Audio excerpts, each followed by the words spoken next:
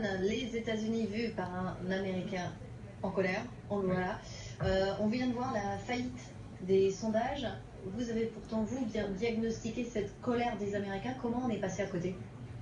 On est passé à côté parce qu'on n'a pas mesuré la souffrance des Américains et la plupart des candidats dans les primaires et ensuite certains candidats n'ont pas du tout vu que les Américains étaient profondément en colère et ne bénéficiaient plus du rêve américain et ne pouvaient même pas y aspirer. Et donc malheureusement c'est à cause de mauvais choix dans la politique américaine depuis 30 ans, depuis un petit peu plus de 3 décennies. C'est pas quelque chose qui arrive dans quelques années. C'est parce que à partir des années 80, on a commencé à déconstruire des mesures qui avaient été mises en place pendant 35 ans auparavant, pendant même 40 ans, avec la coalition de Franklin Roosevelt, qui avait protégé les salariés, qui avait protégé les plus fragiles, qui avait redistribué la richesse, qui avait même acté de la législation en faveur de la protection de l'environnement. C'était une période de prospérité, mais qui était beaucoup plus partagée. Certes, il n'y avait pas encore l'émancipation des femmes et des minorités ethniques et les Noirs telle que nous la connaissons plus aujourd'hui, et il y a encore beaucoup de travail à faire.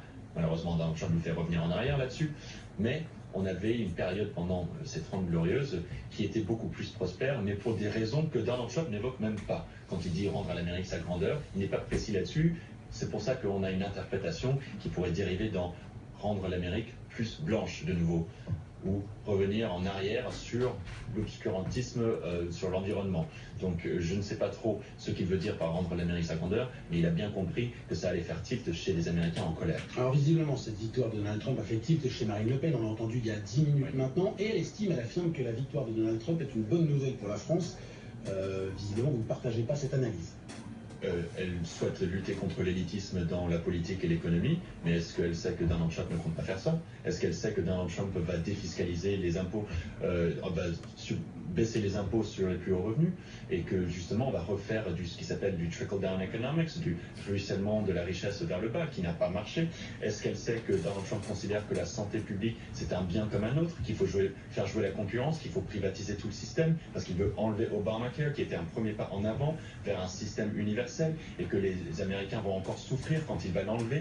Est-ce qu'elle sait que Donald Trump souhaite détruire les paysages avec encore plus d'activités minières, d'aller exploiter les énergies fossiles qui sont contrôlées par des très très grandes entreprises élitistes, et que le changement climatique n'est pas un problème? Or, le changement climatique va avoir des conséquences mais désastreuses sur les États-Unis, sur l'Europe, sur le monde entier si on ne commence pas à lutter contre ça. Est-ce qu'elle sait que Donald Trump est un membre d'un parti extrêmement élitiste? Certes, il est venu et il n'est pas le candidat républicain, mais il a quand même décidé d'être candidat de ce parti, et qu'il va devoir faire des concessions, qu'il va devoir faire des choix qui vont les plaire à un moment donné, sinon ils vont tout bloquer.